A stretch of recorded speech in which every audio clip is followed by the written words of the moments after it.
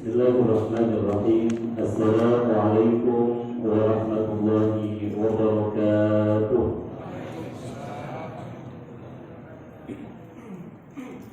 Alhamdulillah alladzi qad istajaba du'aana fa balaghana Ramadan.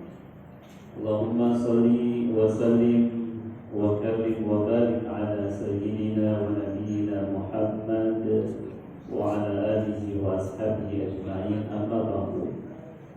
Segenap pengurus DKM Al-Fauzin yang saya muliakan, Bapak Ibu as-shalimun was-shalimat fil nahar wal qanimun wal qanimat fil lail yang dirahmati Allah Subhanahu wa taala. Alhamdulillah, kita bersyukur kehadirat Allah, limpahan karunia-Nya menghantarkan kita ke malam yang ke-14 di bulan Ramadan. Alhamdulillah, doa kita banyak yang diijabah Allah.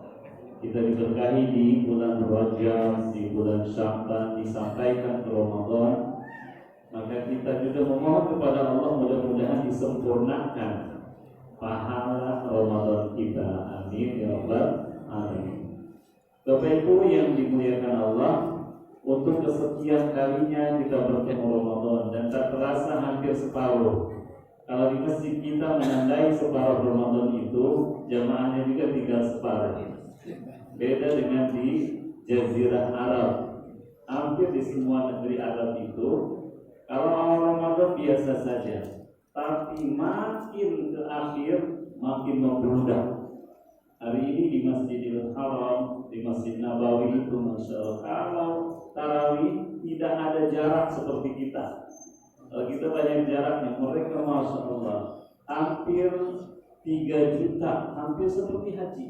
Jadi jamaah umroh dari berbagai negara memenuhi Masjidil Haram dan juga Masjid Nabawi. Maka kita yang berada di Masjid Al-Fauzin ini, mudah-mudahan yang masih hadir terbentuk karakter kita sebagai abdan muti'an, sebagai hamba Allah yang taat kepada Allah Subhanahu wa ta'ala. Maka Ramadan ini harus kita jadikan momentum perubahan diri memang. Ketika Allah Subhanahu wa ta'ala menyeru kita orang-orang beriman, ya ayyuhalladzina amanu kutiba alaikumus shiyam kama kutiba 'alal ladzina min qablikum la'allakum tattaqun. Wahai orang-orang yang beriman, ternyata kita yang dipanggil oleh Allah Subhanahu wa ta'ala. Diwajibkan berpuasa bagimu sebagaimana Allah mewajibkan puasa ini kepada orang-orang sebelum kamu, agar kita tidak merasa berat banget gitu. Karena Allah juga mewajibkan puasa kepada orang-orang sebelum Islam dulu. Untuk apa? La'allakum tattaqun, agar makin kokoh takwanya. Sebenarnya kan kita sudah bertakwa kepada Allah. Cuma dengan Ramadan ini Allah ingin kita makin kuat, makin kokoh takwanya. Maka karakter sebagai abdan muti'ah, sebagai hamba yang taat itu, Allah suruh kita agar memiliki habit yang baik, kebiasaan yang positif. Bagaimana tidak? Di bulan Ramadan mungkin berat bagi kita untuk bangun jam 3:30, bangun jam 3. Tapi di Ramadan Masya Allah. Dan mudah-mudahan kebiasaan baik ini terbawa keluar Ramadan. Karena dalam hadis wahyu itu disebutkan, Inna allaha yanzilu ila sama'id dunya fi sulhul akhir. Faqala hal min ta'ibin fa'atubu ilaihi, wa hal min mustaghfirin fa'aghfiru lahu, wa hal min sa'imin fa'utiya lahu, wa dzalika kullal lail. Kata baginda Nabi sallallahu alaihi wasallam menginformasikan bahwa Allah menyambangi hambanya di tiap sepertiga akhir malam. Allah berfirman, apakah ada yang bertaubat, aku berikan taubatku. Apakah ada yang minta ampun, akan aku ampuni. Dan apakah ada yang memohon permohonan permintaan, akan aku kabulkan permohonannya. Dan itu berlangsung setiap malam, kata Rasulullah. Hadis sahih riwayat Imam Bukhari, Muslim dan Ashabus Sunnah. Apalagi di Ramadan. Maka ketika kita sahur, jangan lupa untuk berdoa. Minimal istighfar di waktu sahur. Karena kategori orang-orang yang akan masuk surga itu kata Allah, wa bil asharihum yastaghfirun. Di waktu sahurnya mereka minta ampun kepada Allah. Maka kalau bisa minimal baca 1 kali sayyidul istighfar. Atau kalau enggak, istighfar biasa. Minta ampun kepada Allah di waktu sahur. Kapan waktu sahur itu? Mulai jam 2 sampai subuh. Itu sepertiga akhir malam. Maka jangan sampai lupa dari lisan kita untuk minta ampunan kepada Allah Subhanahu wa ta'ala. Nah, dari situ saja kita sudah mulai dibangunkan oleh Allah Subhanahu wa ta'ala agar kebiasaan kita dibangun sepertiga akhir malam. Itu adalah da'us sholihin. Kebiasaan orang-orang yang salih dari zaman ke zaman. Mereka itu biasa bangun malam. Nah, baru kemudian ketika terbit fajar Allah perintahkan kita untuk menahan diri dari apa? Dari yang halal. Makan, minum, itu kan halal di luar Ramadan. Tetapi di Ramadan Allah paksa kita untuk menahan sejenak agar kita terbiasa menghindari yang haram. Yang halal saja bisa kita tahan, apalagi yang haram. Itu yang diinginkan oleh Allah. Jadi la'allakum tattaqun itu agar kita menjaga jangan sampai ada makanan minuman yang haram yang masuk ke dalam perut kita. Karena kata baginda Nabi sallallahu alaihi wasallam, "Ma nabata min haram fa naru ahaqqu bihi." Apa yang tumbuh dari yang haram dalam tubuh kita ini, maka neraka yang berhak untuk menyucikannya. Nauzubillah min dzalik. Maka nanti di akhir ayat tentang rangkaian puasa, tepatnya ayat 188 surah Al-Baqarah, Allah berfirman, "Wala ta'kulu amwalakum bainakum bil batil." Jangan makan harta saudaramu secara batil. Hindari hal-hal yang haram. Karena kebiasaan ini sebulan penuh, mudah-mudahan nanti ketika para suaminya atau mungkin para istrinya yang bekerja juga memilah dan memilih, jangan sampai ada yang haram yang masuk ke dalam rumahnya. Karena apa yang haram yang tumbuh dalam keluarga itu akan menghalangi dari rahmat Allah Subhanahu wa ta'ala. Makanya kenapa 30 hari kita dibiasakan oleh Allah agar hanya yang halal saja yang ditahan, itu agar nanti di luar Ramadan kita tidak lagi berinteraksi dengan yang diharamkan Allah Subhanahu wa ta'ala. Maka jemaah salat tarawih yang dimuliakan Allah Subhanahu wa ta'ala, kebiasaan puasa ini Masya Allah ingin meregenerasi sel-sel tubuh kita. Karena memang kalau tidak dipaksa itu agak repot. Karena makanan dan minuman itu bagian dari kesenangan duniawi. Makanya Allah paksa kita jangan sampai 11 bulan. Syukur alhamdulillah kalau mereka yang rajin puasa Senin, Kamis, puasa Ayyamul Bid, atau bahkan ada yang puasa Daud, tak diragukan lagi mereka mudah sehat. Tapi kan ada orang yang tidak pernah puasa Senin, Kamis, tidak pernah puasa Daud, puasa Ayyamul Bid pun mungkin tidak pernah. Tapi di Ramadan Allah paksa. Karena memang tubuh ini butuh istirahat. Bayangin Bapak Ibu, lambung kita nih itu 24 jam terus berputar. Allah istirahatkan di bulan Ramadan agar kita sehat kembali. Kata baginda Nabi, tidak ada satu tempat yang dipenuhi oleh anak cucu Adam yang lebih buruk dibandingkan perutnya. Karena apa yang masuk ke dalam perut itu yang akan menjadikan banyak sumber penyakit. Makanya kenapa Allah hadirkan ayat-ayat agar kita seimbang. Kulu wasrobu wala tusrifu. Makan, minum, tapi jangan berlebihan. Maka dengan hadirnya Ramadan, mudah-mudahan kita bisa menahan hasrat makan minum ini. Jadi secukupnya saja. Makanya sayang juga di Ramadan ini masih banyak orang yang bisa menahan diri dari terbit fajar sampai tenggelam matahari, tapi tidak bisa menahan diri ketika lihat di meja makan ada apa tuh? Ada gorengan, ada lontong, ada kolak, semuanya masuk gitu kan. Padahal baginda Nabi itu ngajarin kita, Karena Rasulullah sallallahu alaihi wasallam yuftiru ala rutab au ala tamarat. Nabi itu biasa buka kalau ada rutab, kurma yang muda yang baru matang itu pakai rutab. Kalau nggak ada, beliau makan kurma. Nggak punya kurma, minum air putih. Kalau kita kan masya Allah, kurma ada, air putih iya, teh manis pula ada, sop buah juga masuk semua di dalam perut kita, masya Allah.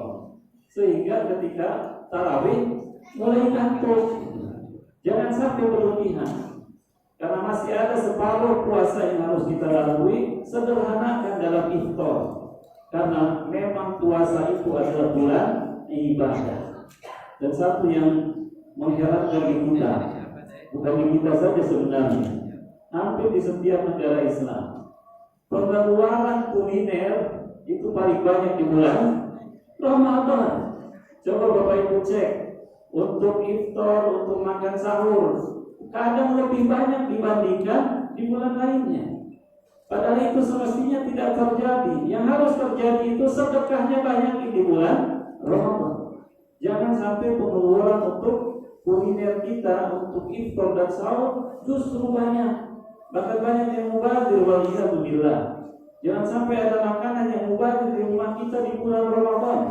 Sedekahin, cari orang-orang yang membutuhkan. Karena itu kita dilatih oleh Allah Subhanahu wa Ta'ala untuk menahan diri dari hasrat-hasrat jasmani. Selebihnya kemudian Allah ajarin kita untuk menaikkan ruhani kita. Dengan apa? Maka Ramadan itu adalah syahrul Quran. Ini sudah malam ke-14. Ada yang sudah khatam 13 kali? Kayaknya enggak ada. Yang khatam 13 kali itu dulu salafus saleh. Tapi di Temboro itu ada Bapak Ibu sekalian. Di Temboro di Magetan itu tarawihnya 1 kali tarawih khatam Quran dari Al-Fatihah sampai Anas. Saya baru lihat di YouTube-nya saja, belum sempat berziarah ke sana. Ternyata masya Allah, tidak hanya di zaman Rasulullah, di zaman sekarang juga ada. Mereka diberikan kekuatan oleh Allah Subhanahu wa Ta'ala menghatamkan Quran di dalam tarawihnya. Kira-kira kalau di Masjid Al-Fauzin dari Al-Fatihah sampai Anas tinggal berapa safnya? Bisa jadi tinggal imamnya dulu. Tapi masya Allah, ternyata orang-orang yang diberikan kekuatan itu masih ada. Dan kita yang tidak segitunya gitu kan, mungkin kekuatan yang diberikan oleh Allah kepada kita belum seperti yang diberikan kepada mereka. Tapi yakinlah bahwa kita harus kuat untuk beribadah kepada Allah.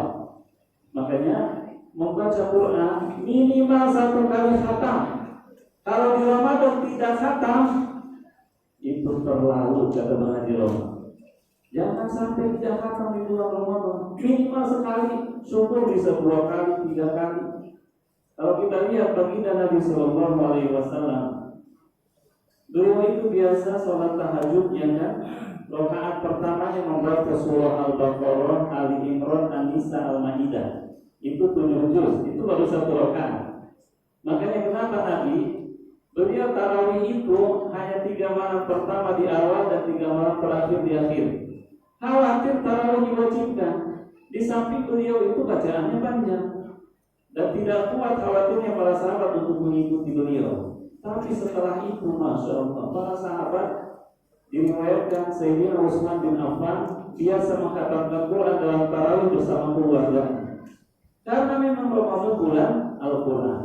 Sampai riwayat sahih dari Imam Syafi'i, salah seorang imam mazhab itu, diceritakan oleh Imam Ad-Dhahhak, imam ahli hadis yang sezaman dengan Imam Syafi'i. Beliau mengatakan, "Sabaqtu Syafi'iyya fi khatmil Qur'an fi Ramadan. Wa khatamtu 59 faqat li'anna Syafi'iyya khatama 60 khatm."